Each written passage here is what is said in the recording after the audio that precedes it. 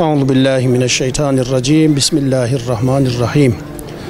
Hepimizin malumları olduğu üzere İslam dini tüm dinler içerisinde okumaya ve ilme en büyük ehemmiyeti veren bir dindir. Ve bizim dinimiz, dini mübini İslam, yeryüzüne indiği vakit ikra diyerek, yani oku diyerek inen bir dindir. Yani yeryüzüne ve insanlığa ilk mesajı oku olan bir dindir. İslam'dan başka ilk öğretisi ve emri oku olan bir başka dinde yoktur. Kur'an-ı Kerim'de Cenab-ı Allah birçok ayeti celilede, Peygamber Efendimiz Aleyhissalatu vesselam birçok hadisi şeriflerinde okumanın ve ilmin, irfanın önem ve ehemmiyetini bize tekrar tekrar vurgulamaktadır. Mesela bir ayeti celilede hel yestevillezine ya'lemune vellezine la ya'lemun. Hiç bilenlerle bilmeyenler bir olur mu? Efendim bir başka ayeti celilede feselu ehle zikri in kuntum la ta'lemun.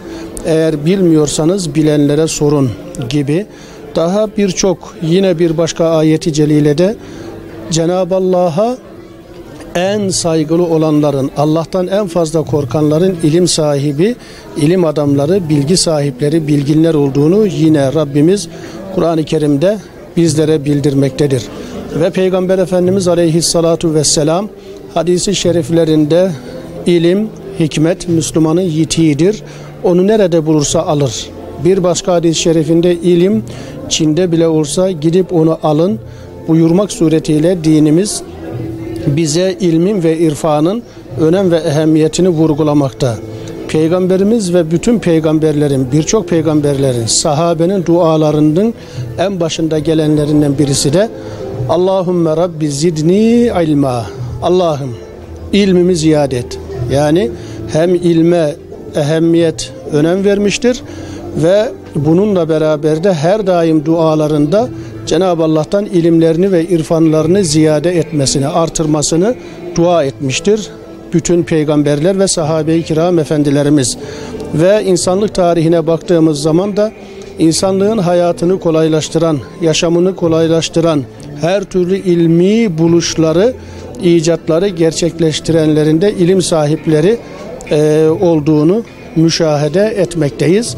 Onun için biz Cenab-ı Allah'ın Kur'an-ı Kerim'de buyurduğu gibi her türlü kitabı, her türlü bilgiyi alırız ve onlardan en güzeline, en hayırlısına da tabi oluruz. Yani İslam ilimsiz olmaz. İlim olmadan İslam olmaz. Çünkü İslam'ın yeryüzüne iniş parolası ikra, oku diyerek gelen bir dindir. Onun için İslam'ın ilme ve irfana verdiği önem ve ehemmiyeti başka hiçbir din ve öğreti vermemiştir.